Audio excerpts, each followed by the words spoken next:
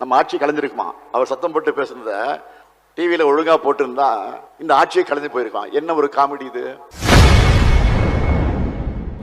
காலிக்குடம் உருண்டால் சத்தம் அதிகமாகத்தான் வரும் என எதிர்க்கட்சித் தலைவர் எடப்பாடி பழனிசாமியை முதலமைச்சர் மு.க.ஸ்டாலின் கடுமையாக விமர்சித்துள்ளார். அதையும் கேட்கல. சட்டமன்றம் முடிஞ்ச பிறகு பார்த்தா இந்த டங்ஸ்டன் சுரங்க ஏலத்துக்கு காரணமான சட்ட திருத்தத்தை நாடாளுமன்றத்தில் ஆதரிச்சு வாக்களித்தது அதிமுக தான் என்ற செய்தியை நாங்க வெளியில வந்தபோது கேள்விப்பட்டோம். உடனே அதையும் அவர் மழுப்ப தொடங்கினார். அதுக்கடுத்து இன்னொன்னு சொன்னார்.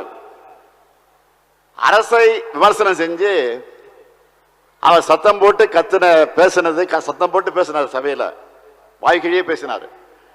அவைகளெல்லாம் ஒளிபரப்பாக இருந்தா ஆட்சியே கலைஞ்சு போயிருக்குமா?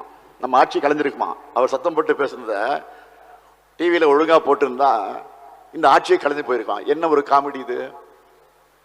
நான் அவருக்கு அன்போடு பொறுமையோடு சொல்லுகிறேன், பழனிசாமி அவர்களே, காலி குளம் உருண்டா சத்தம் அதிகமாகத்தான் வரும்.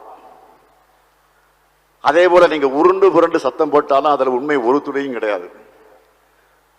இன்னும் சொல்றேன், பொய் நெல்ல குத்தி பொங்கல் வைக்க முடியாது. 4 வருஷம் ஆட்சியில் இருந்து உங்க பதவி சுகத்துக்காக சுயலாபத்துக்காக பலருக்கு துரோகம் செஞ்சு தமிழ்நாட்டோட உரிமைகளை அடமானம் வச்சது உங்க கட்சி தான் மக்களுக்கு நல்லாவே தெரியும். இப்போ சரி,